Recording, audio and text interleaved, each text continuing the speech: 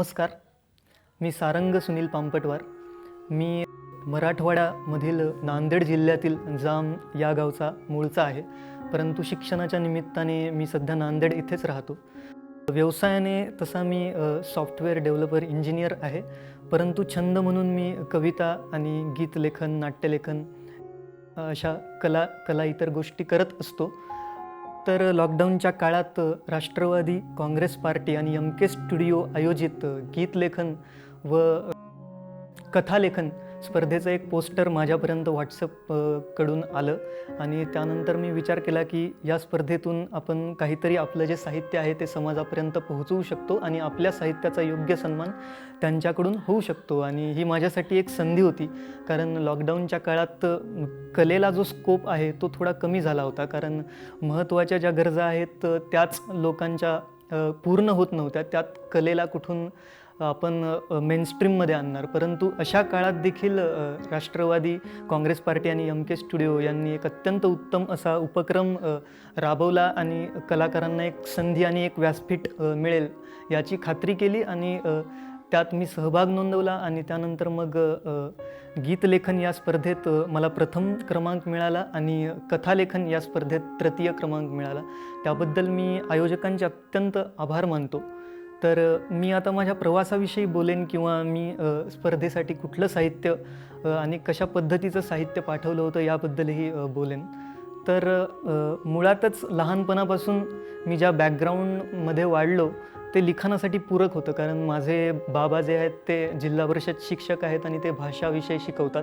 त्यामुळे एकंदरच लहानपणापासून वाचनाची आवड लागली होती. कविता म्हणजे काय हे बाबांकडून मला कळायचं, किंवा आईचंही वाचन चांगलं होतं त्यामुळे तिच्याकडूनही बऱ्याच गोष्टी किंवा उच्चार आपण कसे करावेत किंवा एखादी गोष्ट कशी वाचावी हे आईकडून मला शिकायला मिळालं. आणि हेच आमच्या फॅमिलीमध्ये किंवा असं डिस्कशन चालायचं, चर्चा घडायचा आणि त्यातून कुठेतरी माझ्यातला जो लेखक आहे किंवा कवी आहे तो जागा व्हायला सुरुवात झाला. आणि त्यानंतर बहुतेक 7वीला मी जेव्हा होतो तेव्हा मला कवितेशी तोंडओळख झाली आणि मीही कविता लिहू शकतो का असा विचार मनात आला आणि तेव्हापासून मी प्रयत्न आणि धडपड करायला लागलो.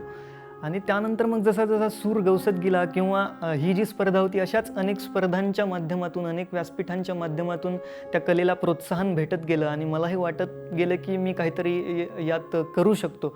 आणि त्यानंतर मग मी धडपड करायला लागलो आणि कॉलेजमध्ये जेव्हा मी पुण्याला शिकायला आलो, इंजिनिअरिंग करायला आलो, तर तेव्हा इंजिनिअरिंगच्या सुरुवातीच्या काळात मी नाटक या संकल्पनेला इंट्रोड्यूस झालो की एखादं थिएटर असतं आणि तिथे एखाद्या कथेवरती नाटक सादर होतं. तर नाटकामध्ये अनेक गोष्टी येतात, जसे की कथालेखन तर नाटकाचा महत्त्वाचा भाग झालाच, परंतु गीतलेखन हे सुद्धा नाटकांतर्गत येतं किंवा संगीत येतं. या सगळ्या गोष्टींशी ओळख झाल्यानंतर मला वाटलं की मी नाटकामध्ये कशा पद्धतीने सहभाग घेऊ शकतो किंवा कुठल्या डिपार्टमेंटमध्ये योगदान देऊ शकतो. तर सुरुवातीला मी कथा लिहिण्याचा प्रयत्न केला, परंतु ते तितकंसं जमलं नाही किंवा त्यात मला अजून शिकायला स्कोप होता. परंतु एक गोष्ट मला चटकन जमली, ती म्हणजे गीतलेखन. म्हणजे नाटकातसुद्धा गीतं असतात किंवा गाणी असतात, तर ती मी पटकन लिहायचो किंवा ते पटकन एखादं म्युझिक मी जर ऐकलं तर ते कॅच व्हायचं आणि त्यावर मला ओळ सुचायची. सो मी सुरुवात माझी गीतलेखनापासूनच केली आणि मग मला 3-4 कॉलेज आंतरमहाविद्यालयांच्या नाटक स्पर्धा असतात.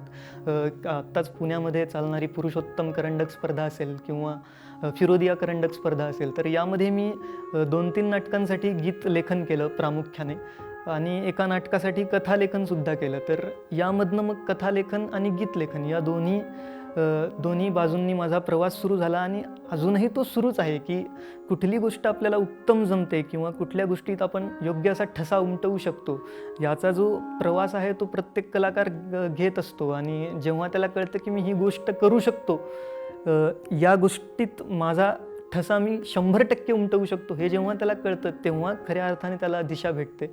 तर आत्ता सध्या माझं वय इतकं नाही की मला हे कन्फर्म सांगता यावं की मी हे करूच शकतो, परंतु असे जे व्यासपीठ किंवा स्पर्धा असतात त्यामधनं मग हळूहळू कळायला लागतं की ही गोष्ट आपण करू शकतो. तर जेव्हा लॉकडाऊन लागलं तेव्हा अचानक सगळी कॉलेजेस बंद झाली आणि स्पर्धासुद्धा बंद झाल्या आणि नंतर मग करायचं काय किंवा या क्षेत्रात आपण करिअर कसं करू शकतो असे अनेक प्रश्न डोळ्यासमोर होते.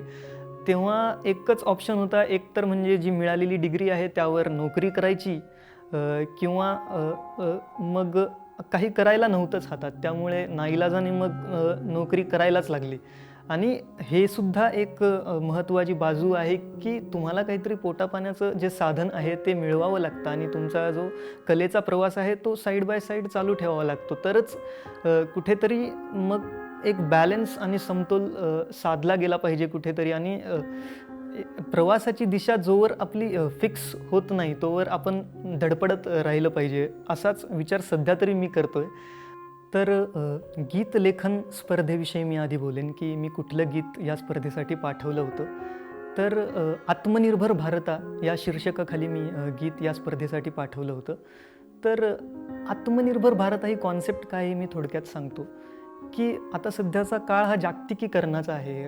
प्रत्येक देश ही एक वेगळी बाजारपेठ आहे आणि प्रत्येक देशाची उत्पादनं वेगळी आहेत, प्रोडक्ट्स वेगळी आहेत आणि प्रत्येकाला ती उत्पादनं विकायची आहेत. आणि जागतिकीकरणामुळे झालं आहे असं की आपण आपलं प्रोडक्ट जे आहे ते इतर कुठल्याही देशात विकू शकतो, आपल्या प्रोडक्टचं मार्केटिंग करू शकतो.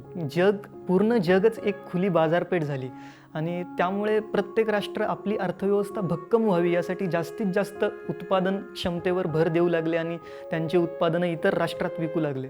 तर या बाजूने जर विचार केला तर भारत ही सगळ्यात उत्तम बाजारपेठ आहे जगातली, की कुठलंही राष्ट्र येऊ शकतं आणि त्यांच्या प्रोडक्टचं मार्केटिंग करू शकतं आणि इतके सगळे लोक आहेत त्यामुळे तिथे भरपूर पैसा मिळणारच.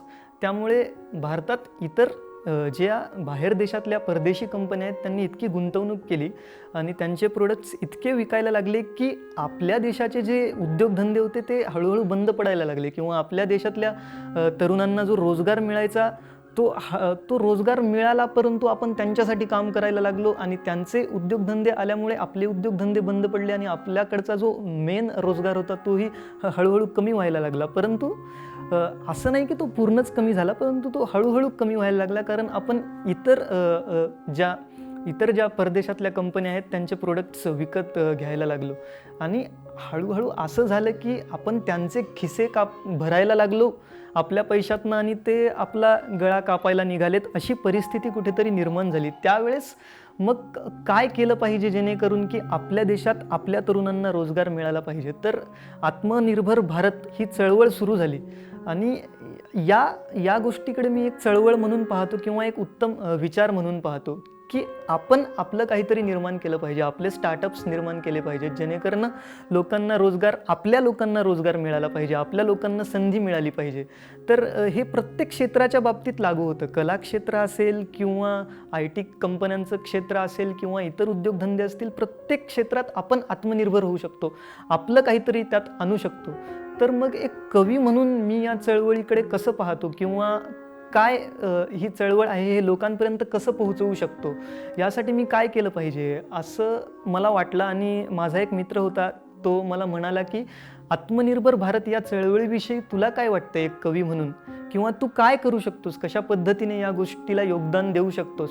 तर मलाही वाटलं की ही कल्पना उत्तम आहे आणि त्यासाठी मग मी आत्मनिर्भर भारत या संकल्पनेवर गीत लिहायचं ठरवलं आणि त्यानंतर मी या सगळ्या गोष्टीचा अभ्यास केला आणि काय सोल्युशन देता येईल गीतामधनं किंवा फक्त आत्मनिर्भर भारत ही चळवळ नेमकी काय आहे, लोकांपर्यंत कशा पद्धतीने पोहोचवता येईल आशयाच्या माध्यमातून किंवा शब्दांच्या माध्यमातून, याचा विचार केला आणि त्यानंतर मग या सगळ्या गोष्टीचा एक मसुदा मी लिहून काढला आधी आणि त्यानंतर मग त्यावरती हे गीत मी लिहिलं.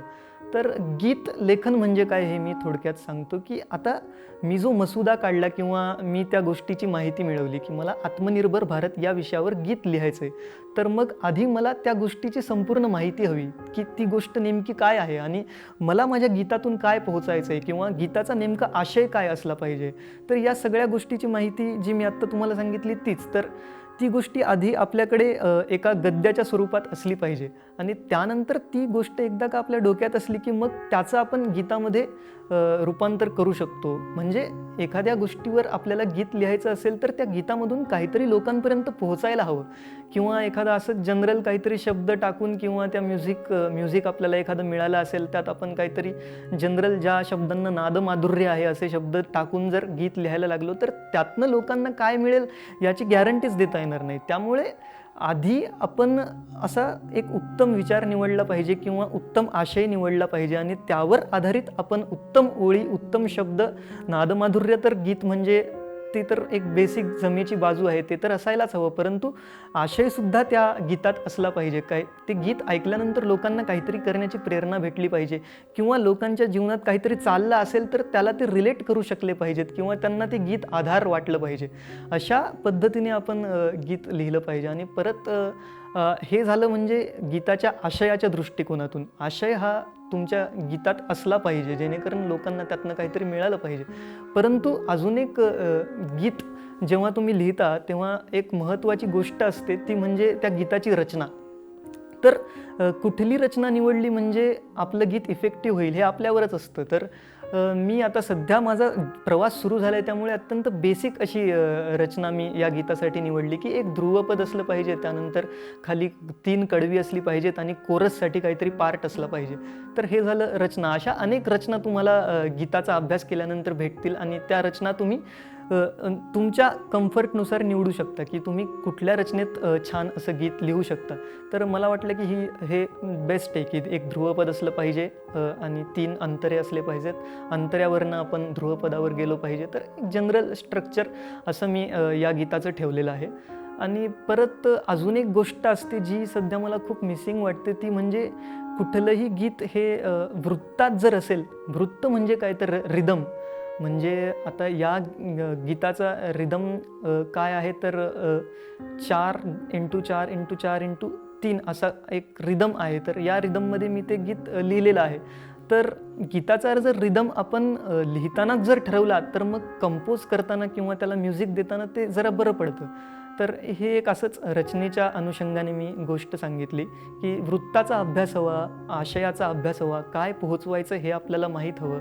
तर या सगळ्या गोष्टींचा जर आपल्याला अभ्यास असेल तर आपण गीत लिहू शकतो. तर याच आधारावर मी हे आत्मनिर्भर भारत नावाचं एक गीत लिहिलं, जे मी आता तुमच्यासमोर सादर करून दाखवेन.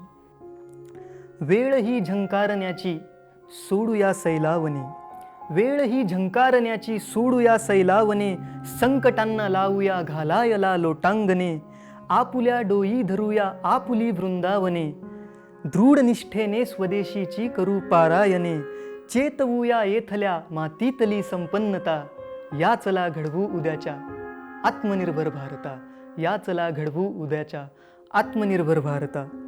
अंतरे मिटवून सारी एक आता होऊया, अंतरे मिटवून सारी एक आता होऊया, नवनवे उद्योग येथे सर्वथा नांदावया, अंतरे मिटवून सारी एक आता होऊया, नवनवे उद्योग येथे सर्वथा नांदावया, वेगळे आभाळ बनवू मोकळे विहरावया, पंख देऊ रोजगाराला पुन्हा झेपावया, गरगरो चरखा पुन्हा घामास लाभो सार्थता, गरगरो चरखा पुन्हा घामास लाभो सार्थता, याचला घडवू उद्याच्या आत्मनिर्भर भारता.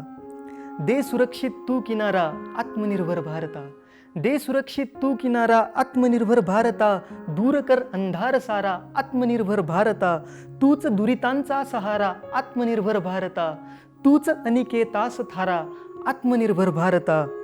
बेगडी बाजार लावू उधळुनी वाऱ्यावरी, बेगडी बाजार लावू उधळुनी वाऱ्यावरी, थेंब रक्ताचा नको सांडायला सीमेवरी, झेलूया येवो कितीही वादळे छातीवरी, दाखवू शत्रूस दारिद्र्यात घडलेली दरी, आपल्या झुकतील माना संपवू ही शक्यता, आपल्या झुकतील माना संपवू ही शक्यता, या चला घडवू उद्याच्या आत्मनिर्भर भारता, या चला घडवू उद्याच्या आत्मनिर्भर भारता.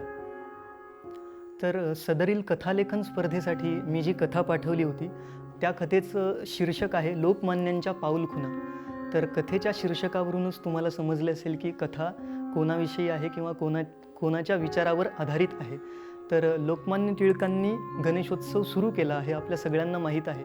तर तो उत्सव सुरू करण्यामागे त्यांची एक धारणा होती किंवा त्यांचा काहीतरी उद्देश होता की लोकांना एकत्र करायचं होतं आणि त्यांना स्वातंत्र्याविषयी काहीतरी सांगायचं होतं किंवा त्यांना प्रेरणा द्यायचं होतं किंवा आपला देश स्वतंत्र कसा होईल त्यासाठी कुठले विचार आवश्यक आहेत ते लोकांपर्यंत पोहोचवण्याचं माध्यम म्हणून त्यांनी उत्सव निवडला होता आणि त्यासाठी त्यांनी गणेशोत्सवाचा प्रारंभ केला होता.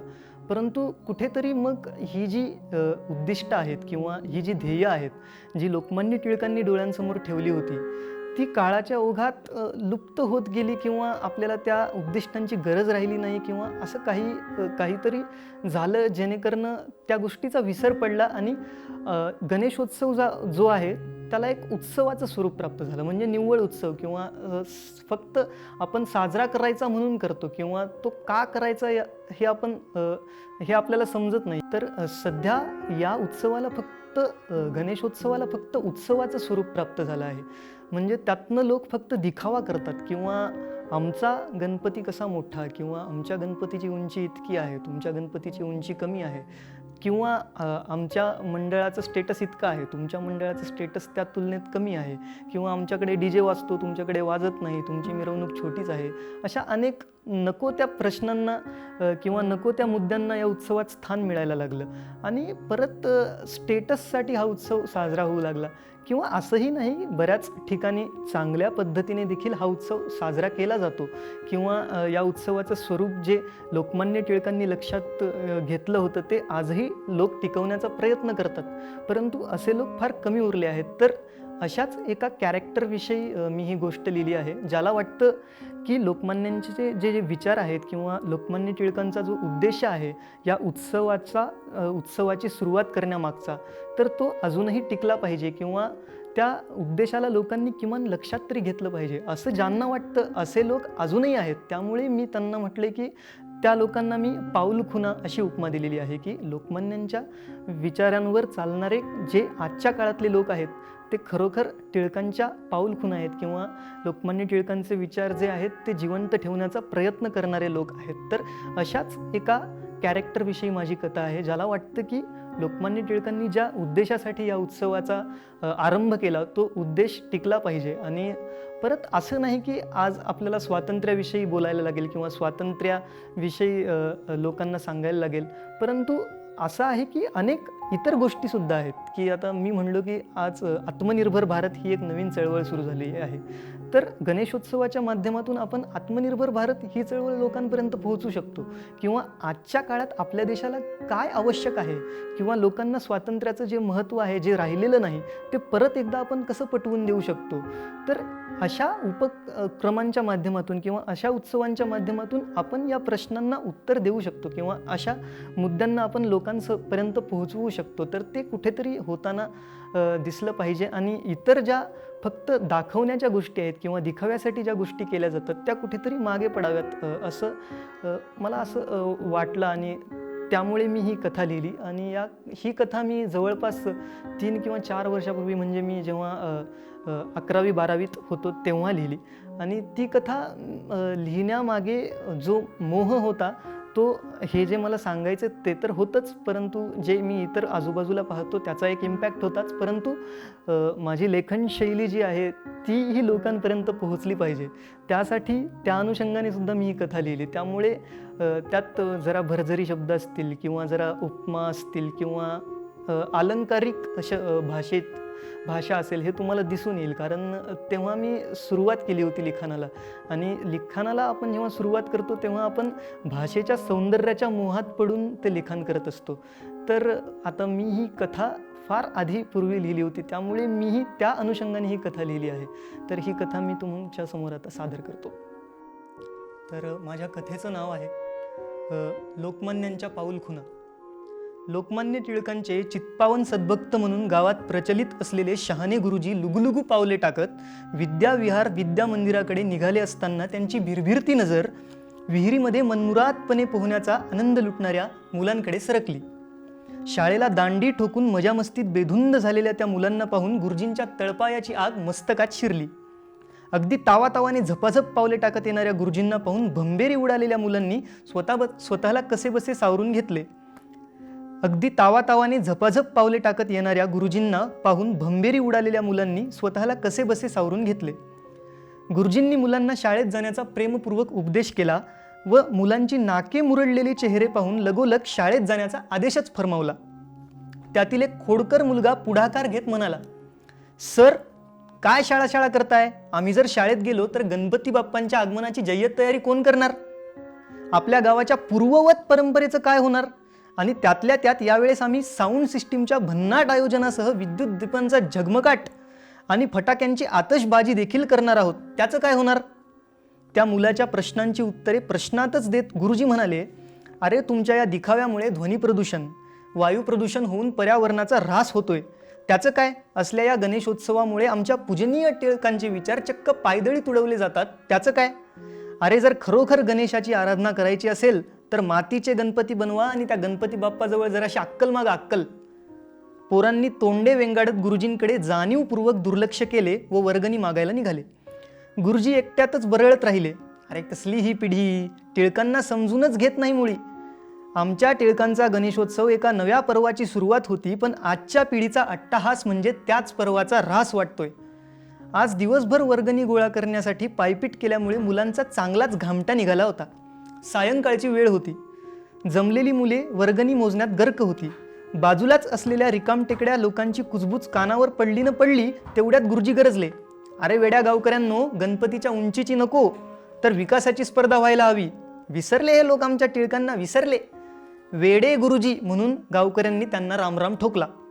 आज सकाळपासूनच गावकरी गणपती बाप्पांच्या आगमनाची आतुरतेने प्रतीक्षा करत होते.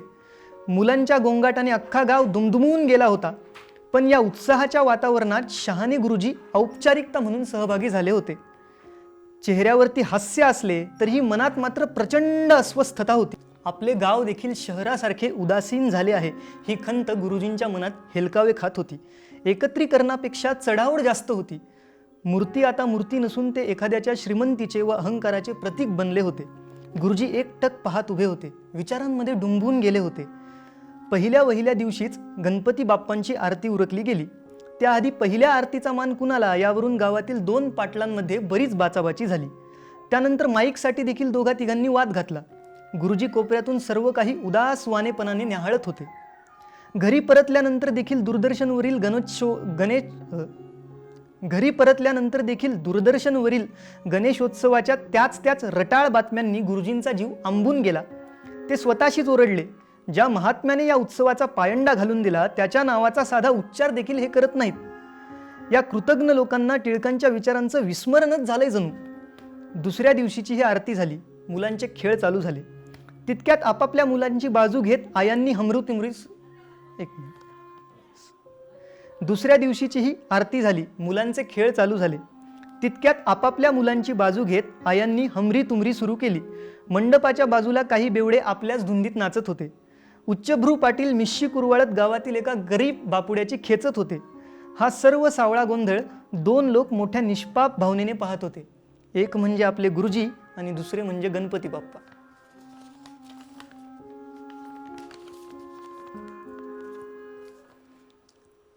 एवढ्यात शहाणे गुरुजी गर्दीतून अंग काढून स्टेज जवळ गेले आणि फाड बोलायला लागले. कुणाला वेळ असेल तर ऐका, प्रेमाने नाही तर बजावून, ठणकावून आणि दरडावून सांगतोय, आपल्या गावात असा जाहिरातींच्या युगातील गणेशोत्सव झालेला मला अजिबात आवडणार नाही. गणेशोत्सव म्हणजे नाचणे, हिंडणे, भांडणे किंवा मद्यधुंद होऊन गोंधळ घालणे नव्हे, तर या उत्सवाच्या माध्यमातून जनजागृती झाली पाहिजे, जनकल्याण झाले पाहिजे. मनोरंजनापेक्षा लोकशिक्षण महत्त्वाचे असते हे कुणी सांगायचे आजच्या पिढीला? माझ्या मते गणपती हा अगदी साध्या पद्धतीने साजरा झाला पाहिजे व या उत्सवाच्या माध्यमातून देशाची संस्कृती प्रकट झाली पाहिजे. आपापसामध्ये विचारांची देवाणघेवाण झाली पाहिजे. जर पर्यावरणाला जपणारा व देशाची संस्कृती प्रकट करणारा गणपती बाप्पा आपण साजरा केला तरच ती टिळकांना खरीखुरी श्रद्धांजली ठरेल. गुरुजींचे भाषण लोकांनी झिडकारून लावले. गुरुजी लोकमान्यांसारखे तडकाफडकी पण विचारपूर्वक निर्णय घेणारे होते. ते लगेचच उपोषणाला बसले. अगदी उदासवानेपणाने बसलेल्या गुरुजींना पाहून गावकऱ्यांनी त्यांची थट्टा केली, परंतु गुरुजींनी माघार घेतली नाही. सलग 3 दिवस उपोषण केल्याची गुरुजींबाबतची वार्ता हा म्हणता बारामतीत पसरली. स्थानिक वर्तमानपत्रांमध्ये देखील या बातमीचे पडसाद उमटले. एवढ्या निरपेक्ष भावनेने एखादा माणूस पर्यावरण रक्षणासाठी भूकत्याग करतोय म्हणजे नक्कीच आपण त्याने सांगितल्याप्रमाणे केले पाहिजे, असा व्यापक विचार लोकांच्या मनात भिनायला लागला व ते शहाणे गुरुजींच्या पाठीशी उभे राहिले. आता गुरुजींच्या प्रयत्नांना बळ मिळाले होते. चळवळीचा व्याप वाढत होता. काल गुरुजी एकटे होते, आज त्यांच्या मागे 100 जण होते. नेमके हेच गावातील काही लोकांच्या डोळ्यात आले. गावातील सरपंचांना उद्या यांनी या आंदोलनाचे राजकारण करून कुठला पक्ष उभा केला तर याची भीती वाटायला लागली. अशा अनेक समाजातील हैवानांची आता एकजूट व्हायला लागली आणि एक कट रचला गेला. 1 दिवस झाला, 2 दिवस झाले, 3 दिवस झाले. शहाणे गुरुजींच्या अंगातून प्राण वजा झाला होता. उरली होती ती फक्त आशा, निर्भेळ आशा. या समाजाने समजुतीने वागावे ही निरपराध आशा. पण हा कसला समाज? हा तर क्रूर दानव होता. दुपारची वेळ, अनंत चतुर्दशीचा दिवस. शहाणे गुरुजी आणि त्यांचे काही अनुयायी उदासवानेपणाने समोरून जाणाऱ्या चैतन्यहीन मिरवणुका पाहत आपल्या तंबूत बसले असताना गावातील काही लोकांनी अचानक त्यांच्यावर दगडफेक केली. तंबू उद्ध्वस्त करून टाकला. नको नको त्या धमक्या दिल्या गेल्या. दुसऱ्या क्षणी हे लोक गायब झाले. पण त्यांनी भिरकावलेला एक दगड शहाणे गुरुजींना लागून त्यांचे कपाळ लालेलाल झाले. सर्वच आंदोलक आता चांगलेच घाबरले होते. म्हणून नाईलाजाने आंदोलन स्थगित करण्यात आले. शहाणे गुरुजींना इस्पितळात दाखल करण्यात आले. तिथे असे कळले की शहाणे गुरुजी अनंतात विलीन झाले. आता मात्र अनुयायांनी उपोषण बंद करण्याचा निर्णय घेतला. कदाचित शहाणे गुरुजी जिवंत असते तर हे उपोषण आज समाजाविरुद्ध एक आदर्श बनून उभे राहिले असते. पण जी ताकद त्यांच्यामध्ये होती ती त्यांच्या अनुयायांमध्ये निर्माण होण्यासाठी अजून 100 शहाणे गुरुजींसारख्या पुढाऱ्यांची गरज होती. ठिणगीस ठिणगी लागून आगही लागली असती, पण ठिणगीच विझवली गेली. त्यामुळे ही गाथा देखील अशीच हवेत विरली व लोकमान्यांची अजून एक पाऊलखून अलगद पुसली गेली.